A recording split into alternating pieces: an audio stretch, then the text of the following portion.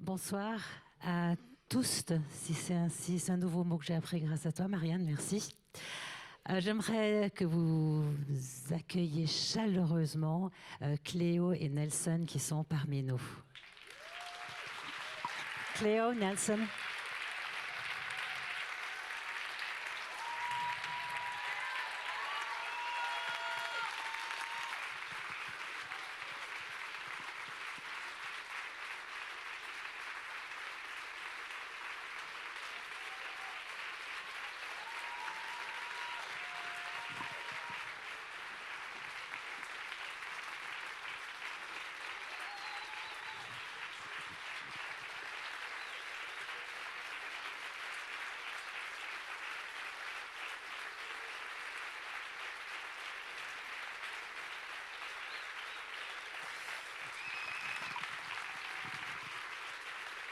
Well, that's an ovation. Cleo, Nelson, thank you for being with us this evening. Just right now, what do you feel after seeing this movie for I don't know how many times? Is the emotion still the same, Nelson? Tell us something. Yeah, the emotion is still the same, especially when you look at the parts of Thailand, and the pain and the anticipation and the heart and I don't know, when I was watching it, and every time, like you said, I watch it all the time, but you never get used to it. It was one hell of an experience. I don't want to say for anyone. Okay, well, we're happy for you today. Cleo, how do you feel at seeing this movie again, and this mirror?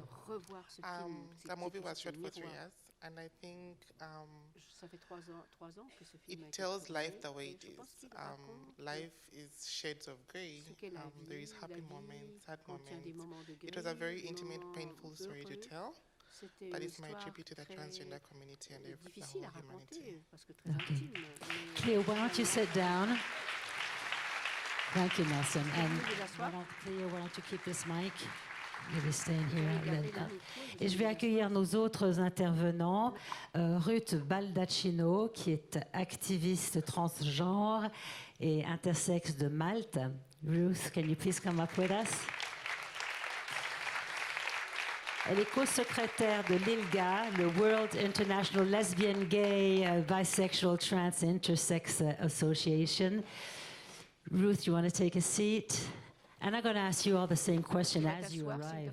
Your first impressions, vos premières impressions, juste là à chaud, je vais en profiter.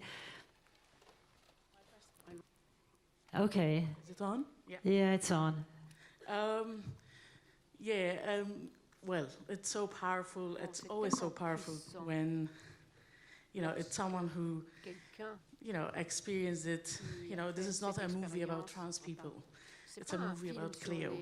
And it always reminds us about the realities of, what many of us go through as well, even though we're coming from different countries. So thank you, Cleo. Our next guest, notre invitée suivante, c'est Cynthia Kraus, philosophe des sciences, enseignante chercheuse à l'Université de Lausanne, spécialiste des questions de genre, intersexe et transgenre. Bonsoir Cynthia, venez parmi nous. Prenez place là-bas et prenez un micro. Peut-être tout au fond, Cynthia. Ouais. Et aussi à chaud, 2 mots. Oui, ça marche, magnifique. D'abord, c'est une occasion évidemment de réfléchir à la manière dont, lorsque une communauté de sexe, de genre et de sexualité est opprimée, criminalisée en Ouganda, eh bien évidemment, ça nous interroge plus globalement sur les autres minorités, parce qu'il ne faut pas penser que lorsqu'une minorité simplement est attaquée, les autres sont saines et sauves. Et c'est des questions aussi qu'on peut, alors dans le cadre de ce festival, mais plus globalement, penser de manière globale et locale. Mais locale, ça ne veut pas simplement dire ici. Ça veut dire aussi en contexte dans un pays particulier, l'Ouganda. Et c'est peut-être des choses sur lesquelles on reviendra. Absolument. Et notre dernière invitée, C'est Vitit Muntahorn, professeur de droit international à l'université de Chulung comme de Bangkok et premier expert international mandaté par l'ONU pour les questions d'orientation sexuelle et d'identité de genre. Pour faire court, on dit SOGI. Évidemment, ces questions nous concernent tous. Viti, take a seat. Are you going to sit here? Why don't you sit there? You'll be more comfortable. Est-ce que vous ne voulez pas vous asseoir là-bas? Vous serez plus confortable.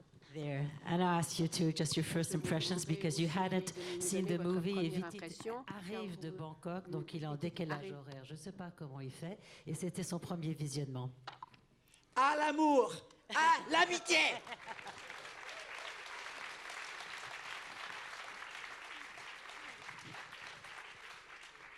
I'm from the area where they had the operation. Moi, je viens du quartier là où ils ont eu l'opération, où elle a eu l'opération. C'est près de Tonglo. Et la première chose, là, vous devriez être très fiers de représenter l'amour et l'amitié de l'humanité. Voilà, c'est tout. Cleo, since the movie has been finished, you live now in que vous Kenya. avez fini de tourner le film, What is vous the vivez au situation Kenya. in Quelle est Uganda? la Has it situation en moved? Ouganda? Est-ce que ça a bougé un peu? Has it changed? Est-ce que ça a changé? Yes and no. Oui Yes, et non. because when I left Uganda, Oui, car during lorsque the j'ai quitté movie, l'Ouganda pour it was because of a law, j'ai fait le and film, when I moved to c'était à cause de Kenya, la loi. Et lorsque je me suis Anti-Homosexuality Act is one of the déménagé au things Kenya, that we worked with ISHR, il y a the cette organization that loi has been contre trying to bring it l'homosexualité down. So we et nous avons travaillé provided à resources lutter for contre cette Ugandan loi. LGBTI Donc activists, nous avons to bring fait this law down. sorte And the next encouragé thing et that soutenu we des militants supported, pour essayer de activists faire in the supprimer region cette loi. to Et nous have avons a petition été at the East African lancé Court of une Justice pétition, to make it such that, à une demande, we pardon, don't have any such nous avons laws adressé happening in the une region plainte enforced au by other countries. tribunal This des one droits we de lost, l'homme, but mais nous avons perdu brought l'affaire. some public discourse around Et ça a sexuality néanmoins and fait gender parler de and cette other question de la controversial issues that, l'homosexualité our et des leaders in the region transgenres.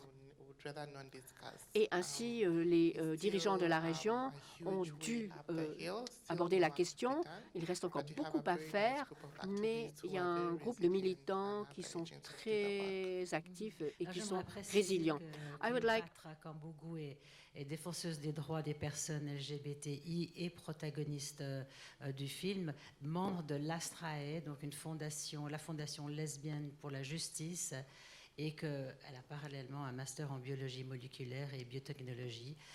Voilà. Cleopatra, how do you choose your name? C'est vous qui avez choisi votre nom. Mais elle n'a pas entendu la question.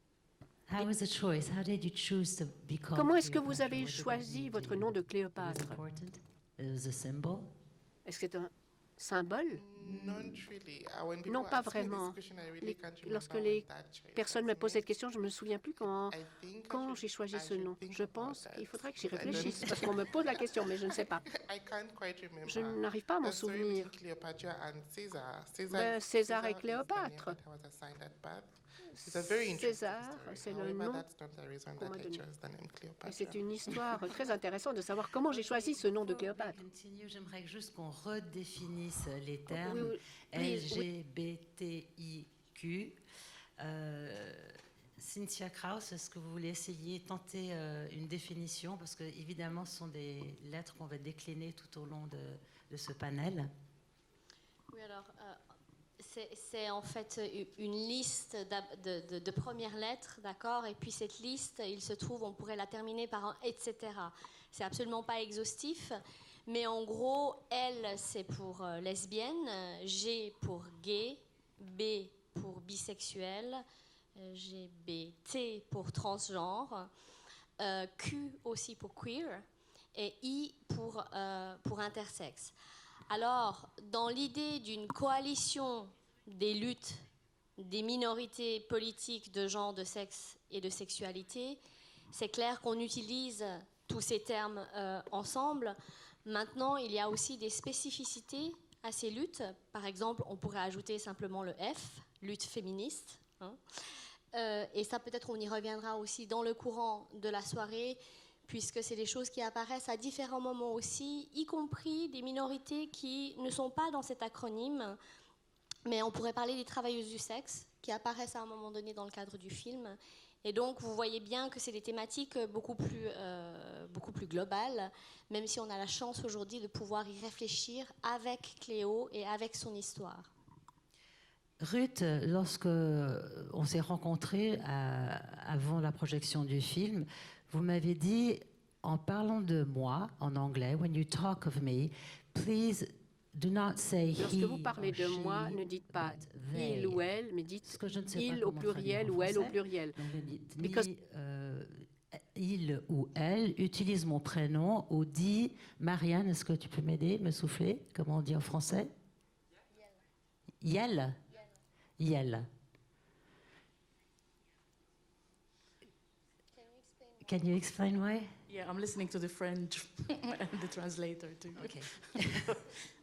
Yes, I think it's important, and we. Je pense que c'est important. Et il ne faut pas supposer le sexe de la personne. Souvent, on suppose de quel sexe nous sommes. Et nous, on passe notre vie et les gens passent leur temps à se demander de quel sexe nous sommes. Et parfois, on leur dit, ben voilà, n'imaginez pas que j'entre dans une des catégories, la catégorie la plus répandue, c'est-à-dire homme-femme. Donc, certains ne sont pas binaires d'entre nous, donc ils n'entrent pas dans ces deux catégories. Et c'est pourquoi, lorsque nous en venons à parler, notre langage, notre langage est tellement sexospécifique, on ne nous permet pas d'exister, nous, en tant que personnes. Et on essaye de trouver des moyens d'exister aussi dans notre langue. En anglais, on utilise le they au lieu de he or she, au lieu de il, elle. Donc, et dans d'autres langues, on a essayé de trouver des solutions, et comme vous l'avez dit en français aussi, oui, il s'agit donc de suppositions et aussi d'une forme de défi, parce que beaucoup d'entre nous n'entrent pas dans ces deux boîtes. You were part of the Yogyakarta Principles in 2006, where, amongst others, you defined entre autres, vous avez défini ces catégories de genre. I think the wording, the issue of vocabulary, la question du vocabulaire, terminology is very, very important, because a chose lot de of très what we important, use car tells beaucoup us de about choses que how we were brought dont nous up, nous servons nous montrent comment nous avons grandi. maybe some biases and Par exemple, prejudices that we certains weren't actually préjugés aware of. dont on n'est pas conscient. And so a lot of this discussions, clarification of what we're talking about, and education, very importantly from a young age. I think the basis of all this is whatever terminology we use, we should nurture understanding that human biodiversity, human sexual and gender diversity is a part of what we are. It's not necessarily male, female, strictly at all, but it can be many things. Just like the plants, just like everything else is part of nature. It's biodiversity, and I think this message invites understanding both at home and at school. Now, some words, when they are used as human beings, we try to define, and you've heard some acronyms, LGBT, already defined in a certain way, but not actually very understandable to many people. And there are two additional phrases or words, terms, that are used globally, which also need a certain understanding and which cover LGBTI, etc., that you've just heard. One is sexual orientation, orientation sexuelle. If you think about sexual orientation, it's about how we feel towards others as human beings. It's an external dimension of ourselves, particularly in relation to maybe sexual proclivity, inclination towards others. So sexual orientation is something externalized from us. If we talk about gender identity, it's about how we feel inside about gender in a certain way that might be different from the biological gender assigned at birth. Gender identity is about how we feel internally. It's about internal dimension, which invites understanding that how we feel today might be different from the biological gender assigned at birth. And these two terms, used by United Nations in terms of coverage, are very much linked with the global strategy to counter, to overcome violence and discrimination based on SOGI, sexual orientation and gender identity, which is often linked to impact on LGBT groups, trans groups, and so on. So that's the easy explanation in a certain way. And 10 years ago, when academics, NGOs, and some human rights activists came together in Yogyakarta, which is a town in Indonesia, we tried to set out various principles to protect people on the basis of SOGI or SOGI, to recognize that in our human biodiversity, everybody has something externalized in terms of sexual inclination, orientation, as well as everybody has something internal in terms of how we want to self-recognize and be recognized as a gender, whatever it is, which is different perhaps from the biological gender assigned at birth. And this very much interlinks with what we're talking about here in terms of protection of LGBTIQ or others. But please don't forget that every human being, every person has some form of sexual orientation and gender identity. It's a human factor. And the problem starts when people persecute those who are seen as having a different, as having a diverse, a different sexual orientation or gender identity. And that's very much linked with this, as you saw, how various laws impact and how various prejudices impact upon various groups.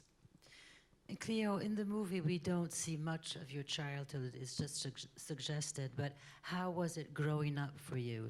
You knew very, very young that you weren't in the body you wanted to be in, and how did the others perceive you in school, your friends? In the movie you say family is very important in this journey, but what about the friends, your environment? And maybe to add on what the teacher said, I have a very interesting understanding of gender, also being a transgender person. Because the beauty of being transgender is you have a clean slate to define who you are. And which can be a disadvantage and an advantage as well. And there is a problem of language. There is a problem of language when you do not have the language to define yourself, and when the language that's being used is defined by cisgendered people who don't have the lived realities of transgender people. That's a problem, because language can be very political, and that's something we've touched on before. So being young, I was born a baby.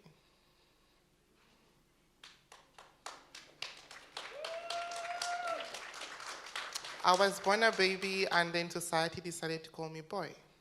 I did not have a decision in this, giving me of this gender called boy.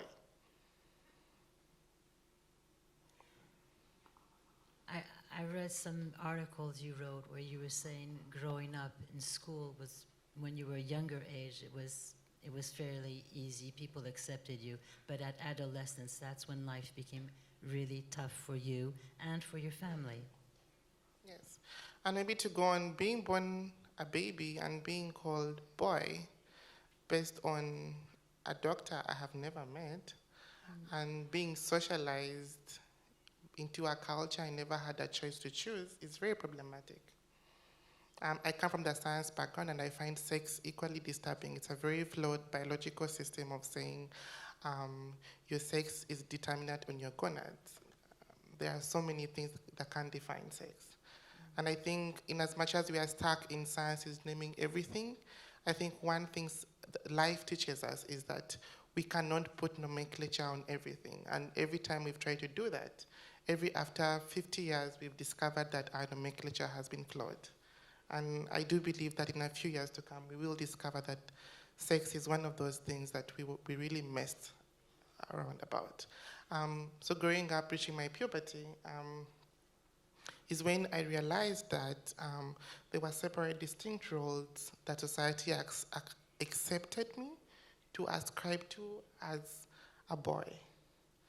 And I've always been a very outspoken person. My father and my mother espoused in me values of speaking unapologetically, because I have a mouth and I have something to say about something. And I just wasn't in agreement. And I oftentimes found myself in trouble, not having to do things that people think I should be doing then. At some point, it meant I got sexually abused, but I'm also still here as well. And how was getting access to hormones and transforming in Uganda? How was it possible? How were you helped? I mean, I imagine it was a mystery when you started this transformation. How did you go about it? It's obviously illegal, I imagine. I'm a very daring person, and I think we've realized. And I remember this time I was working with an organization called Trans Support Initiative Uganda, and one of the things we were doing was to advocate for transgender healthcare for Ugandans. And I remember talking to a few colleagues of mine in the movement, and I was told, that's not for now, maybe for later. Right now we are focusing on condoms and loops for gay people. That was the honest reaction I got. It's too expensive. There were so many excuses. I tried to look for someone to raise awareness about this issue, and most people I was reaching were saying it's too dangerous. So I remember I was doing my master's at this point at Makerere University, and I started a YouTube channel for free for people to be able to get this information. And I was going to be a guinea pig, and I was going to bully my national healthcare system to give me the healthcare I needed. And I did that for quite some time. There is nothing that specifically speaks about transgender people, and that's the problem. When you go to do the national census, when researchers in this room, you're doing research, it's always a question of male, female, boy, girl. The binary is so erroneous. So for me, it's not about starting a separate study for transgender people. It's redefining these parameters. They are flawed. We need to do away with them and talk about gender differently. We need to change the gender discourse. So I remember actually going to access this healthcare, and after a while, if I can tell you one story, they were very positive towards me up until that point I told them, so I'm actually transgender, I'm not a cisgendered woman. What has your experience been? Have you lost a thumb because you've given me healthcare? Have you felt different? Do I look deranged to you? Sort of to dare them. And part of the reason why I decided to pursue the sciences, and particularly the biological sciences, is because I wanted to show them that I can speak the language that you speak, with the eloquence that you speak with it, with the accolades that you would atone any other person, because transgender people are not any less than you are. And that was my path.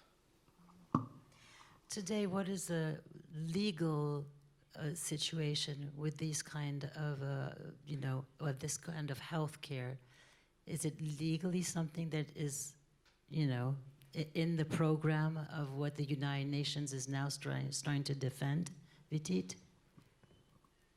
One very important consideration is what we call pathologization or stigmatization. Until 1990, the World Health Organization classified gays as mentally ill. Gays, huh? And after 1990, they delisted, they declassified the group. But we still don't quite know what happens at the local level from the medical sector's perspective. How do doctors, scientists, biologists locally look at gays and lesbians, homosexuals and lesbians? We don't quite know. But in some countries, they still look at homosexuals and lesbians as pretty well near mental illness, which is wrong. Being gay, being lesbian, I think being trans and all the other variations, just part of human diversity. Now, when we come to the trans group, transgender, they are still classified as mentally ill, or variations of that terminology. Dysphoria, or the like.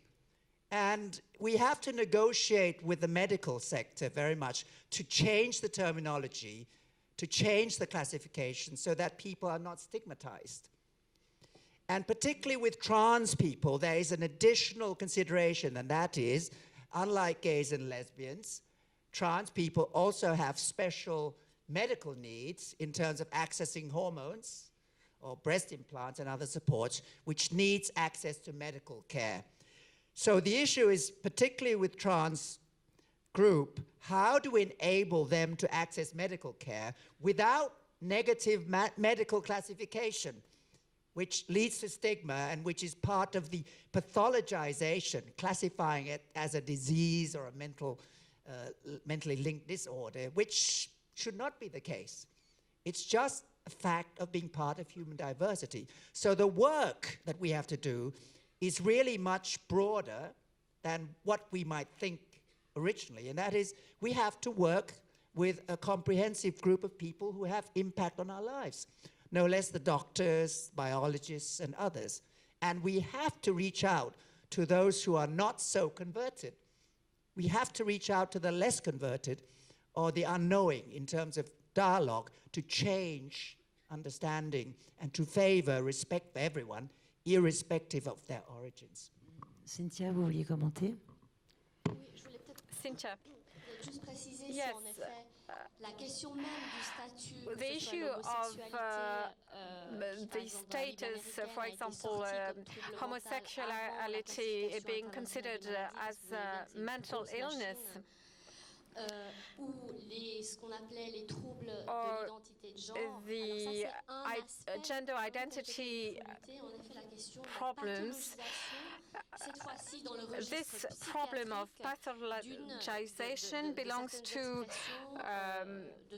a problem of psychiatric issues. As you see in the case of Uganda, when a state criminalizes homosexuality, that's again something else, another type of problem. From 2009 till 2011, as we briefly saw in Uganda, homosexuality could lead to a death penalty. In 2/3 of Africa, homosexuality is forbidden, and especially male homosexuality. What is criminalized is, in fact, the sexual anal penetration, the sexual act itself. And for female homosexuality, it is usually less criminalized. This is a very important thing to take into consideration, because homophobia takes many forms and shapes. As Marianne was explaining, homophobia, transphobia, intersex phobia takes many shapes. Whether you talking about having access to healthcare, whether you talk about having problems with the police or being forced into exile, which was Cleo's case, because she's had to leave for Kenya. So this is what is happening to minorities. I want also to recall that one of the gender minorities belonging to a group that is also subject to highly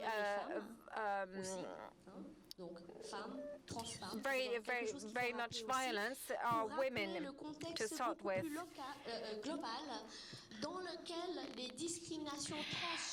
Transgender discrimination can also happen in that wider context, and that's important to take into account, and we all have an obligation to show solidarity on a global level.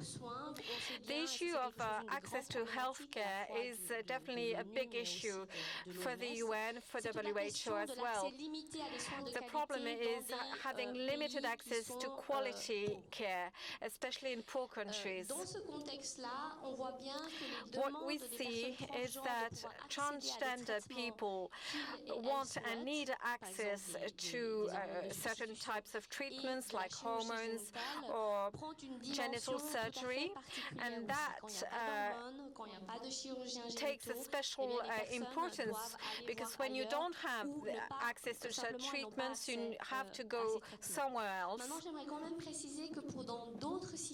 In other types of situations, the simple fact that the healthcare system is of less good quality compared to the offer you could get in northern countries could be, in fact, an advantage. Julius Kagwa, who is an intersex activist in Uganda, he founded a support initiative for people with congenital disorders. He explained that for intersexual persons, not to have access to pediatric surgery is in fact a blessing in disguise, meaning that it's a good thing, although it might not seem like a good thing, because it prevents children from undergoing genital surgery that are perfectly useless so early in their life. So there are different kinds of problems and different kinds of sexual violences against transgender people and against intersex people. Intersex people usually have genitals that are not typically feminine or male. And what usually happens is infanticide. I'm not saying that it's worse or it's just as bad, but in some cases, the mothers manage to hide these babies and go away from the villages. But beyond that, for intersex activists, contrary to transgender activists, what matters is that children not be operated or not be put under hormonal treatment. Yeah, and there are paradoxical situations like in Iran. Yes. We must never forget the global context once again. As you can see in Uganda, Uganda criminalizes homosexuality. In that context, for certain states, and indeed that's what is happening in Iran, the medical transsexual solution can seem to be a solution. When the state criminalizes homosexuality and does not allow people to have love or sexual relationships between two men, they are somehow forced into transsexualism. I don't want to pick on Viti,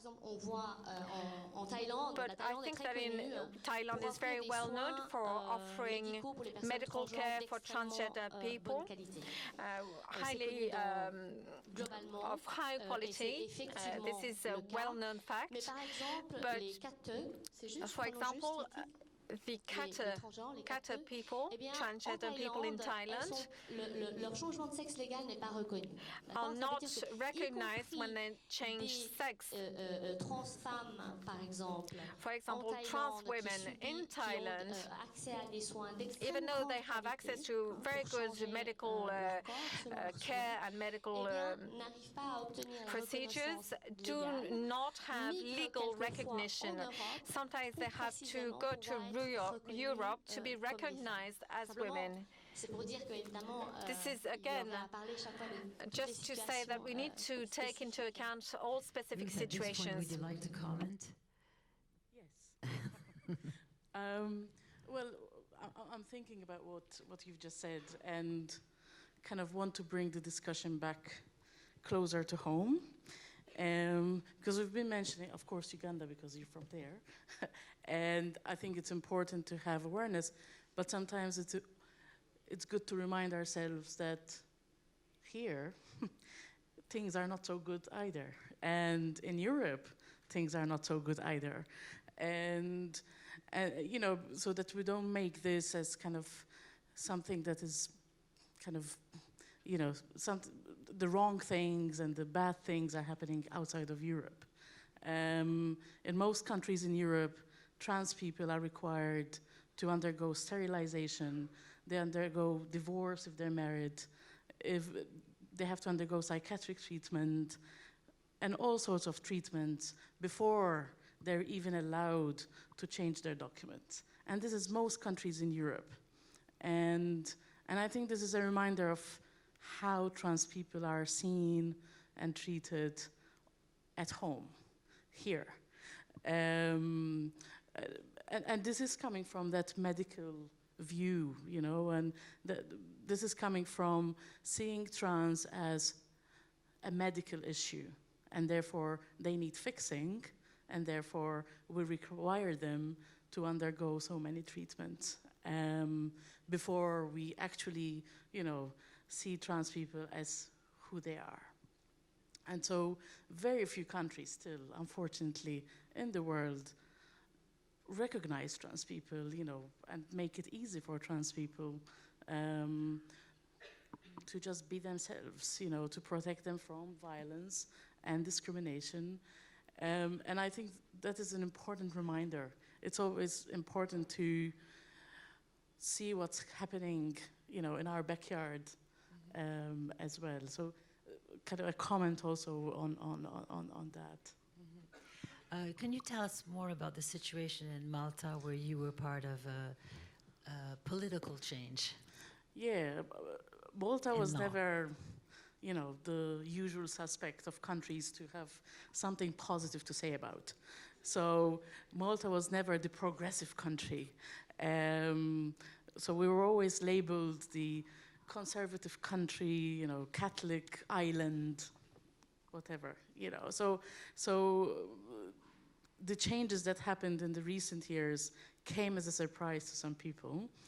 But what many people maybe don't know is that over the years, some of us as activists and have been working a lot and working with both Maltese, but also our colleagues and partners and allies in Europe and beyond.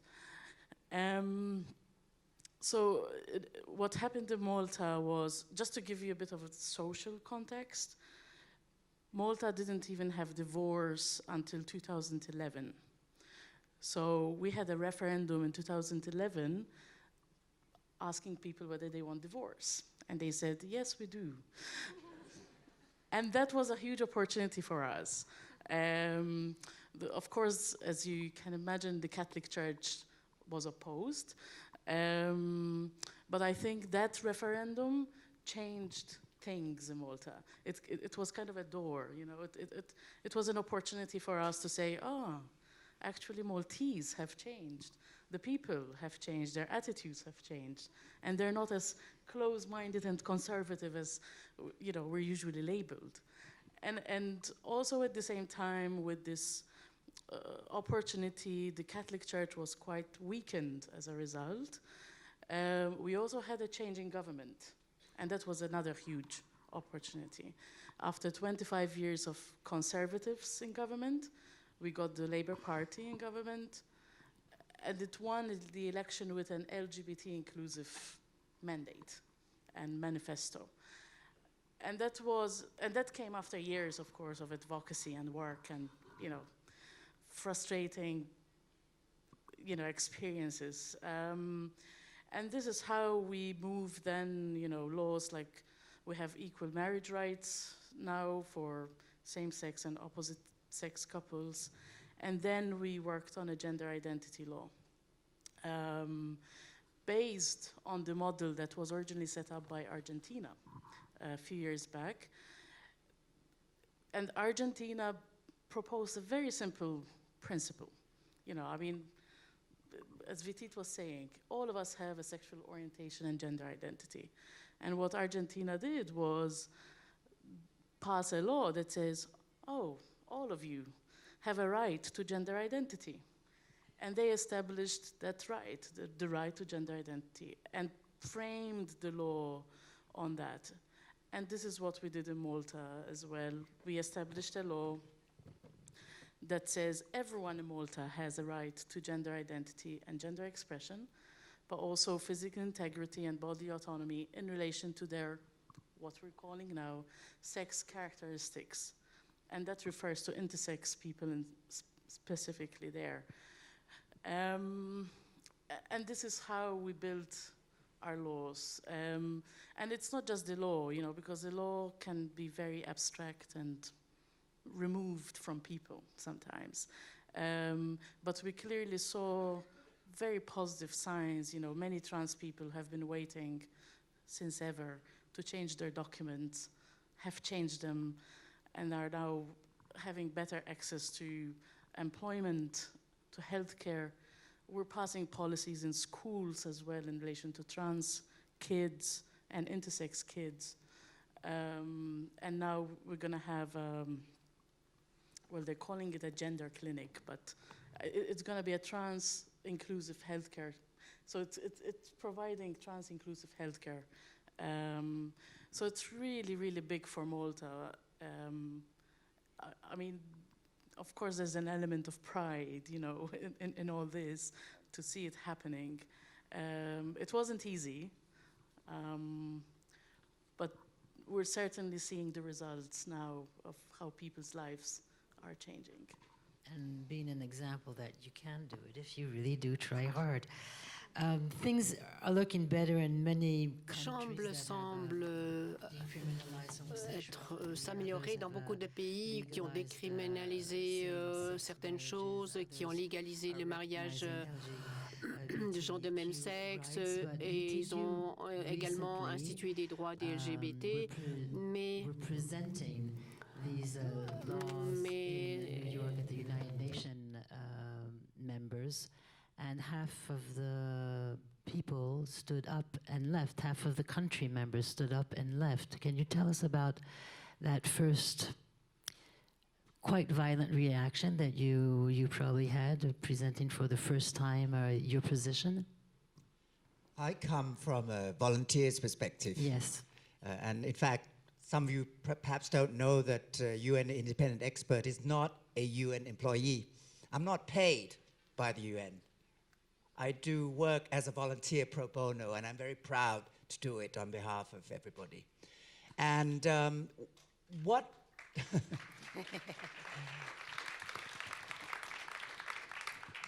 I actually type the reports myself on my computer, which means independence and objectivity, because it's just me humbly working from my perspective after having seen so many things along the way as a volunteer. And the sad fact is, even with all these laws, human rights treaties and so on, people get killed. They are murdered. They're raped. They're mutilated. They are harmed from a young age. Many people who want to enjoy their sexual orientation and gender identity as they are, they're driven out of the home. They're driven out of the school. There's bullying, school bullying, just because you're different.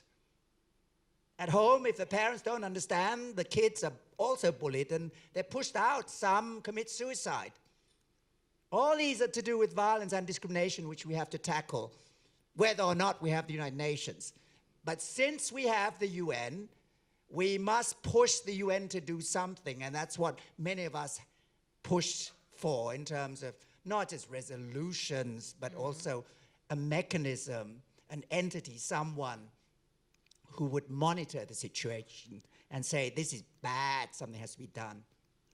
So last year, the United Nations, particularly in Geneva, set up this mechanism called the independent expert in the middle of the year, and operationally from November. So watch out for the acronym. United Nations Independent Expert on Protection Against Violence and Discrimination Based on Sexual Orientation and Gender Identity. That's what the UN concocted as a title. UNIESOGI, read unisogi, without being soggy in the British sense of the word. But because of the violence and discrimination, UN must also take action. That's why we're here. And what happened in New York was that there were resolutions after resolutions where some 45% of those who voted, the countries in the General Assembly, were against this mechanism, this resolution to set up a monitor. But actually, just by a small margin,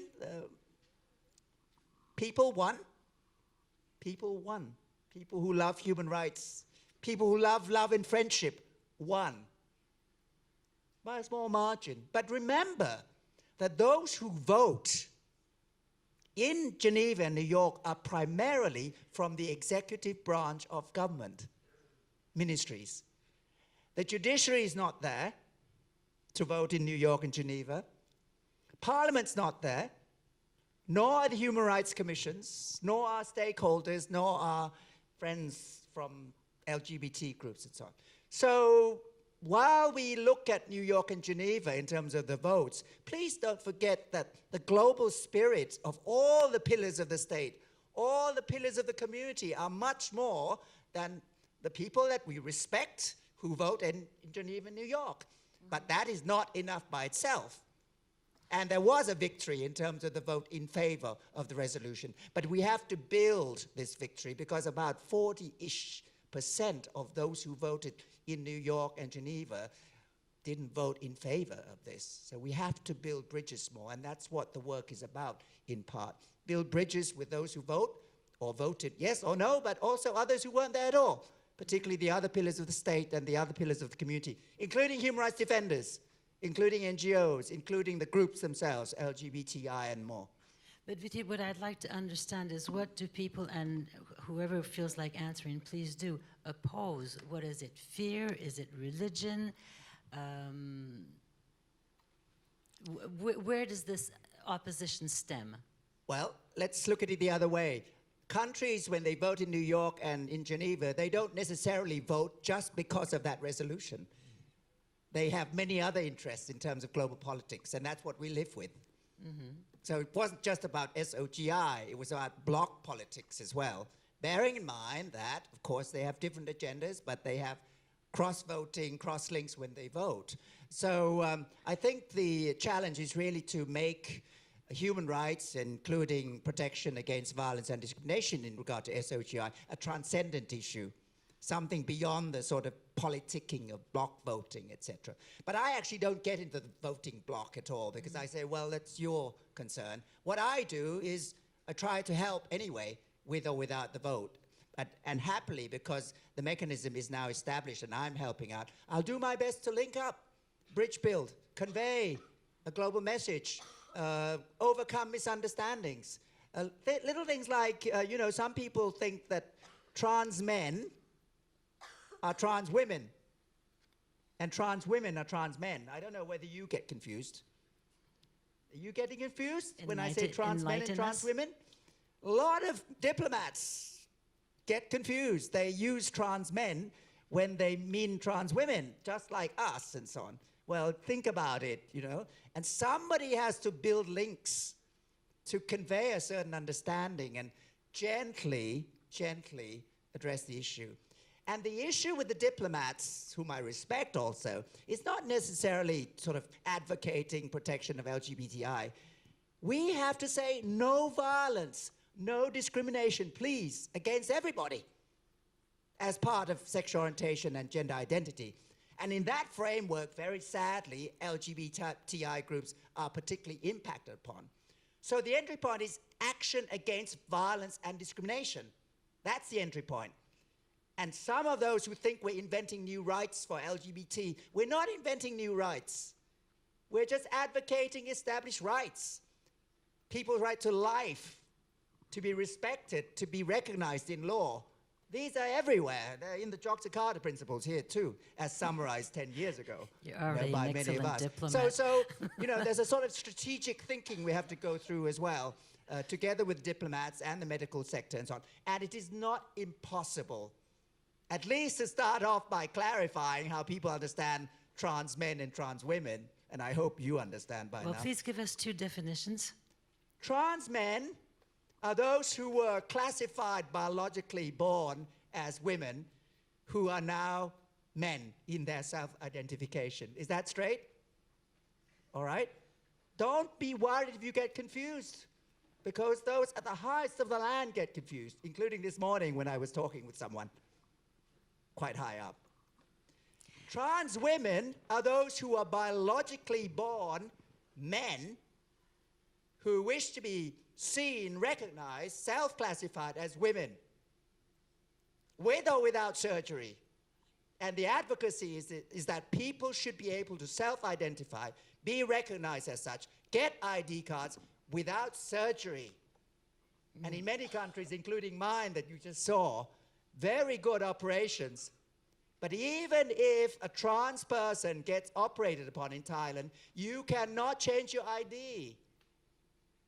And you get bullied, you get laughed at, you get into very difficult situations at immigration because you are a trans woman, but the ID, the passport says man. And in Thailand, it's still law pending to be able to change that status. And it's the same situation in many other countries. So there is a very sad discrepancy in terms of how people wish to be recognized and what the state responds to. But the better parts in terms of the states which have innovative laws would include Malta, Argentina, Australia, where you can assert your rights to be recognized, self-identified as male or female as gender, not correlating with that assigned at birth. And these rights should be given to younger people, adolescents. Ruth? Well, Ruth will tell you. Yes, yeah, you go. because she's been working on that. Well, the short answer is yes. Yes, of course. Yes, because that is being made possible. Yes, and that is also when we were working on the law, and I mean even in other countries, when it comes to minors, so people under usually the age of 18, or depends on the country. That's where the main opposition then becomes, you know, when we talk about trans kids and trans adolescents, trans minors, but the law in Malta recognizes minors because we recognize that everyone has a gender identity, and that includes kids. And sometimes, well, and very often, unless you recognize someone at a young age, then, you know, I mean, the harm that is done along the way, and the lack of recognition, the bullying, but also many other issues that are not recognized along the way, you know, are only mean only harm to that person. J'aimerais ouvrir maintenant I would like to open the debate with the public. If you wish to ask questions, you will receive microphones. And there is somebody who's raised her hand, his hand, her hand. I will speak in English, even though I'm Swiss. Donc c'est Alex Reicher, hein? C'est ça? Yes, my name is Alex Reicher. I'm part of the legal advice of Transgender Network Switzerland, which is the national trans organization from Switzerland, and I'm a researcher at the Swiss Center of Competence in Human Rights, so also a lawyer by profession. Coming to my question, actually, my original question was already answered by Vitit, so thank you, but I have more. In our legal advice, we see more and more very diverse questions from trans people. It's trans people who have questions about, do I have to go to the military, or as a trans woman, when do I don't have to go to military anymore?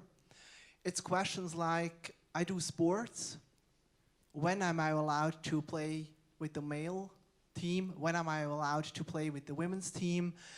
It's questions from kids in school. It's question about getting correct documents. It's questions about healthcare insurances who make troubles. So it's a very broad variety of topics. It's everyday life that in fact has an influence on trans people, and there are always human rights questions about it.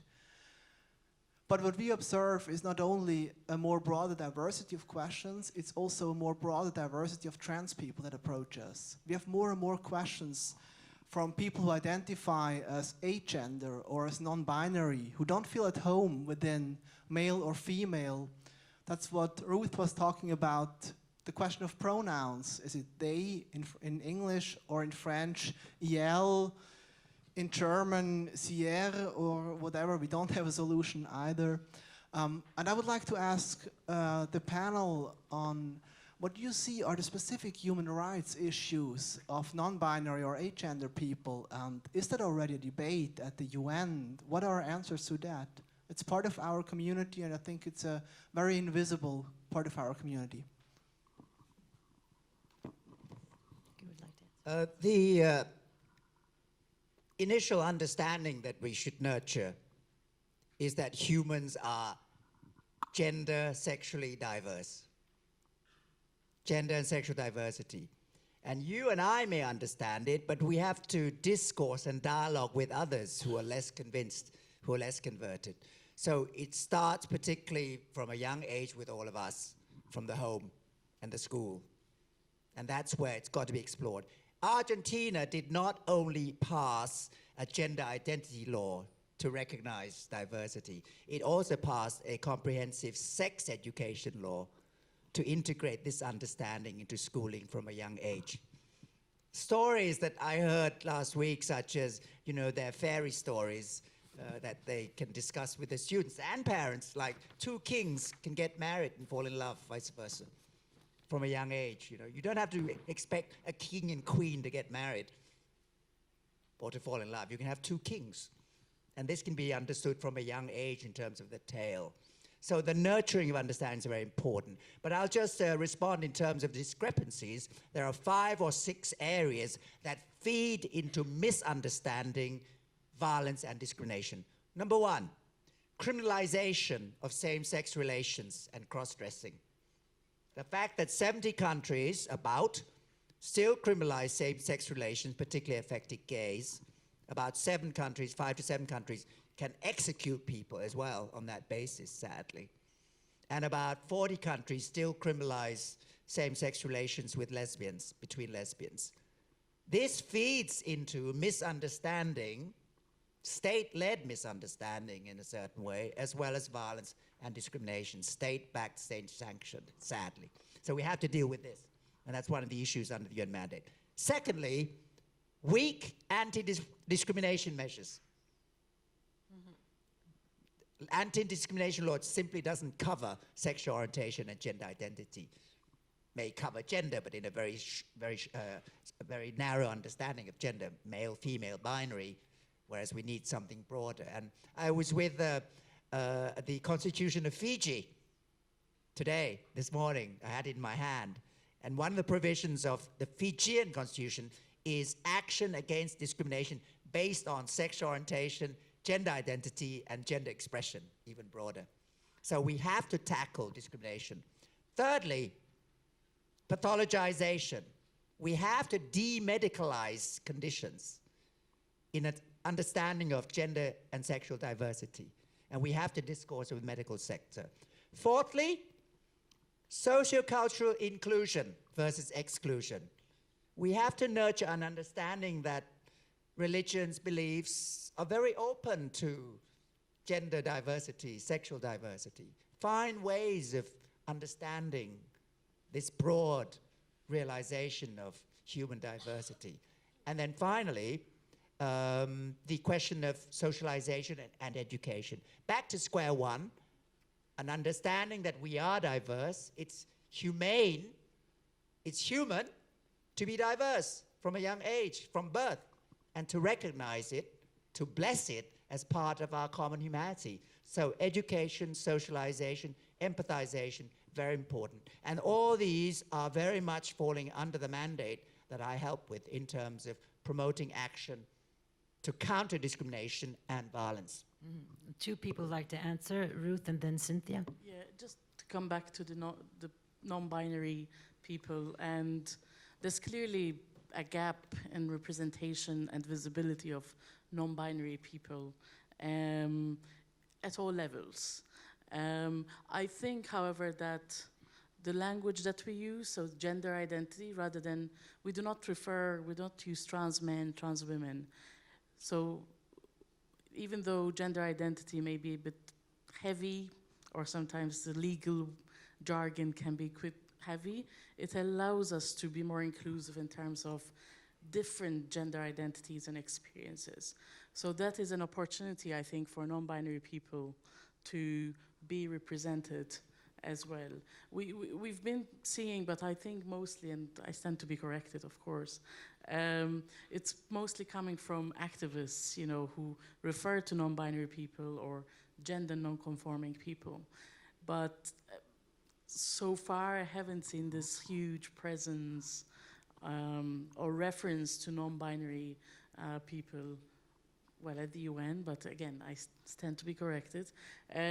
But again, the gender identity language is allowing us to be more inclusive in our laws and policies, you know. So, for example, in Malta, in Australia, the laws are allowing us then to pass policies that are inclusive of non-binary people.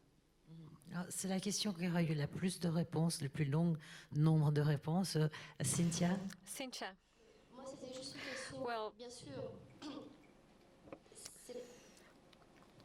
Par rapport à ce que Vitit a dit tout à l'heure en réponse. Following on what Vitit said in reply to your question, I think we must not forget il faudrait that a whole infrastructure is needed to change sexual education, to have non-discriminatory policies in place, to have policies of tolerance and inclusion.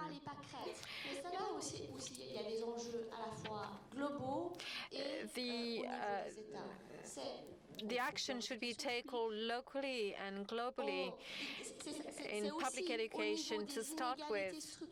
We should work on all structural inequalities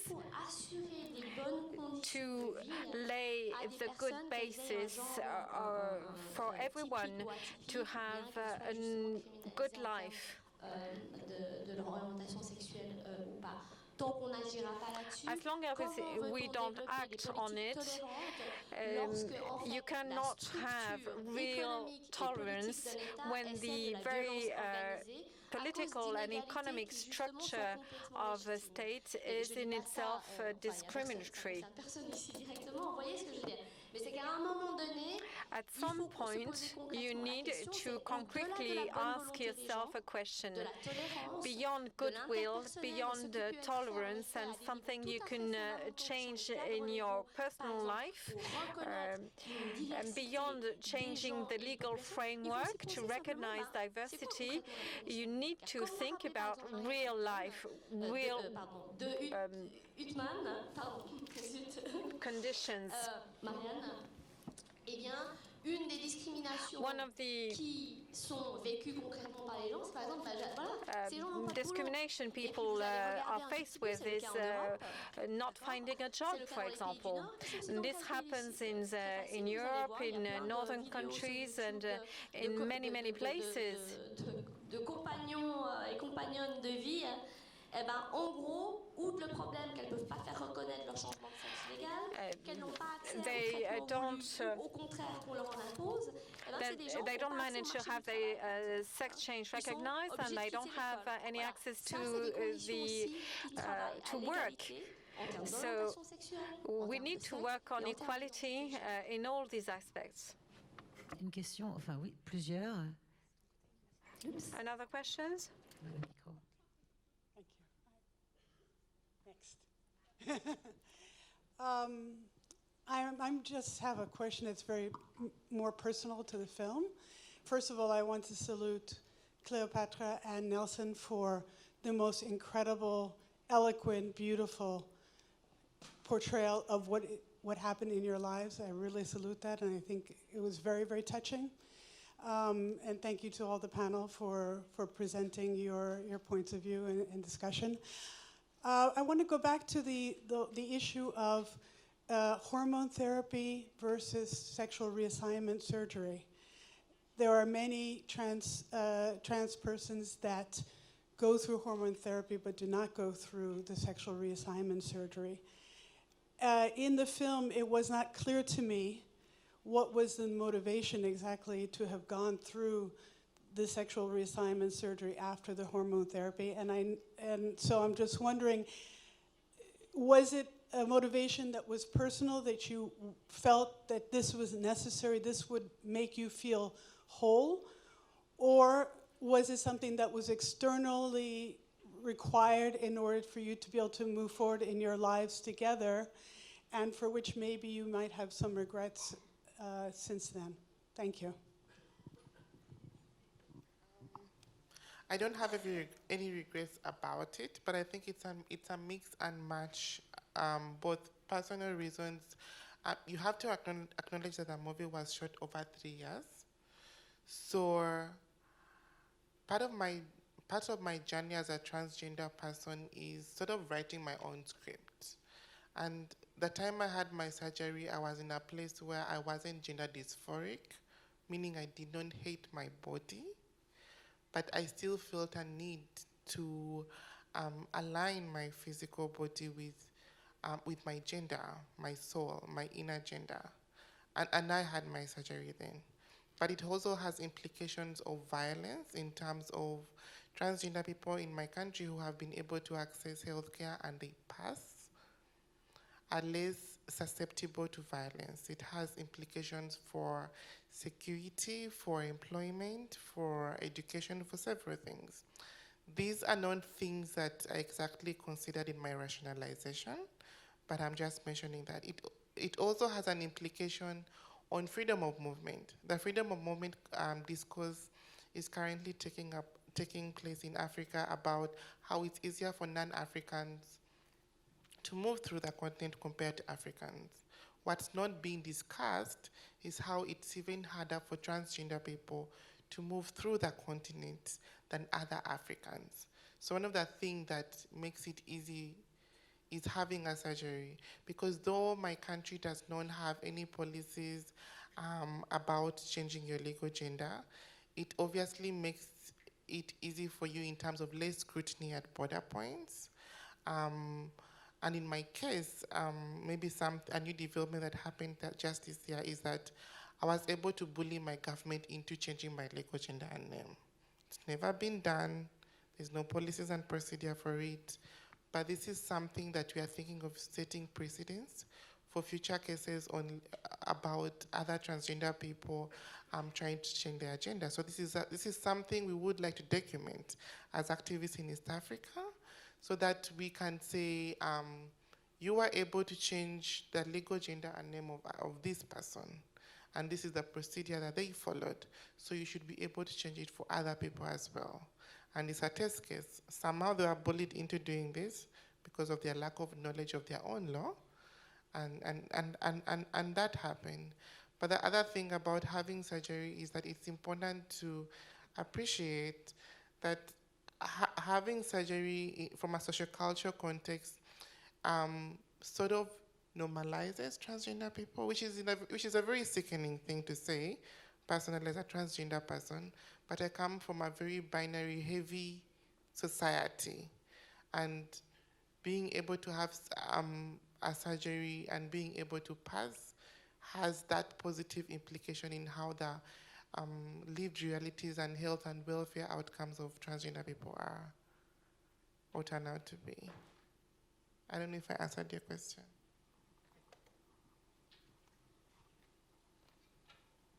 Hi, so I have a question that's maybe more for Ruth and Cleo.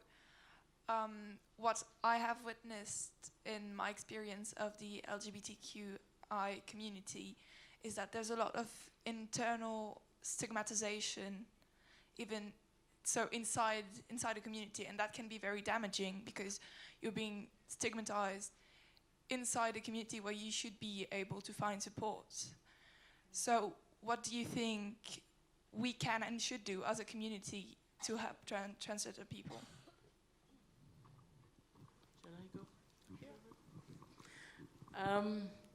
Yeah, I mean, first of all, when we talk about this LGBTIQ and we can add more letters if you like. And we call it a community. It gives the impression that we're somehow all living, you know, in nice little pretty suburbia, you know, I don't know, you know, and we all share and we all have the same opinions.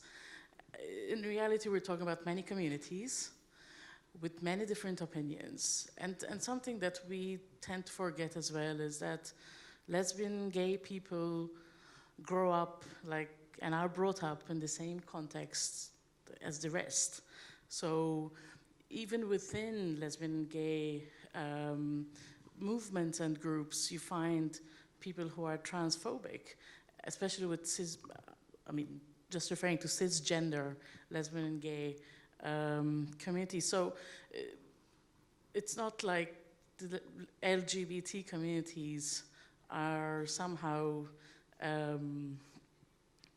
you know, spared, you know, the experience of, you know, I don't know, to tolerate or, and in fact we talk about other discriminations within the LGBTQI communities.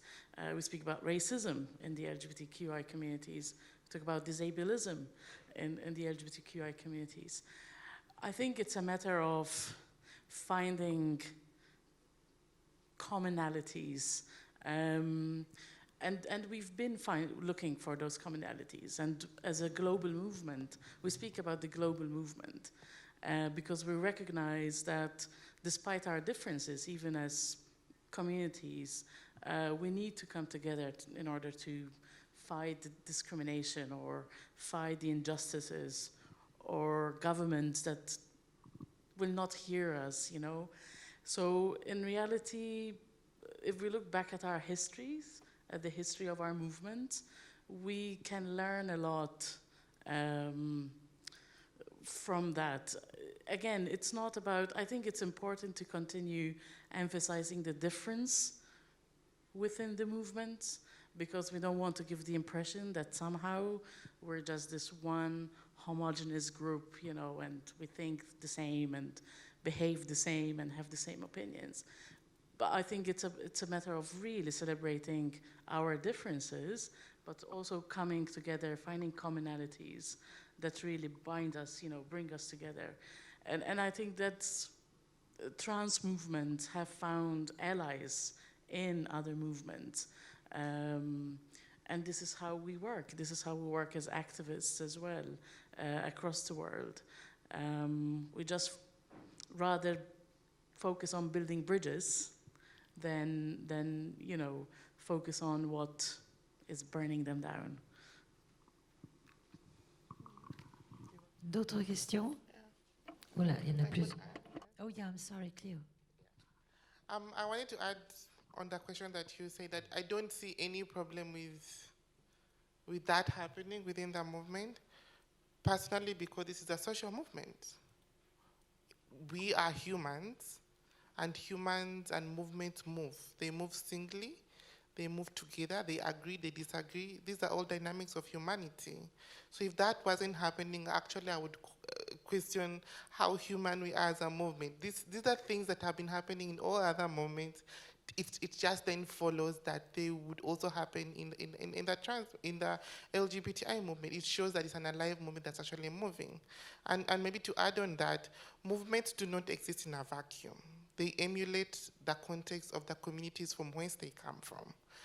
These are issues that the whole human race is dealing with, and discourse means that sometimes we'll talk at each other, sometimes we'll talk with each other. And that's just what movements are. And that's no metric on how perfect the LGBTI movement should be, because it's not a question of perfection, because we are a very flawed race as humanity. We're just working to see how to occupy this space better.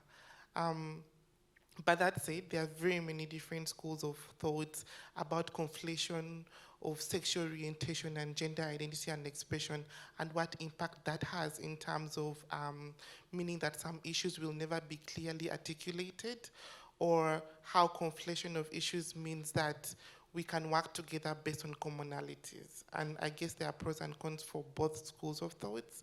And from a strategy point of view as an activist, there are spaces where I clearly choose to speak about trans issues in exclusion of sexual orientation, particularly because in my country, the conflation of sexual orientation and gender identity and expression has meant that transgender people have been used as the stereotypical scapegoat of the movement and that the hugest target of violence.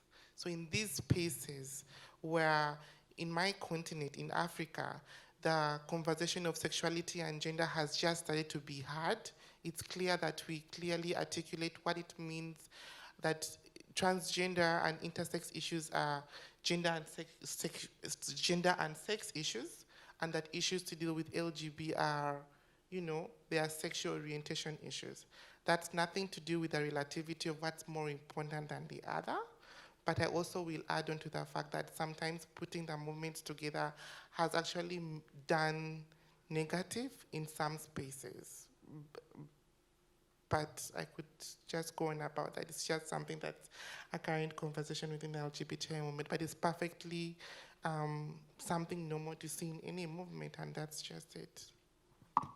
Alors, on me fait signe qu'il ne reste plus que le temps pour une question. I'm being told that we only have time left for one question, but you can afterwards meet us at the Café Babel on the ground floor if you want to keep on discussing. One very last question.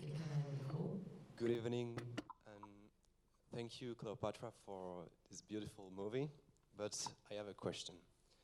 Do you think that it's helped to be recognized within the society as a woman if a trans woman conforms to the woman stereotypes? I didn't understand. Vous pouvez répéter? In French?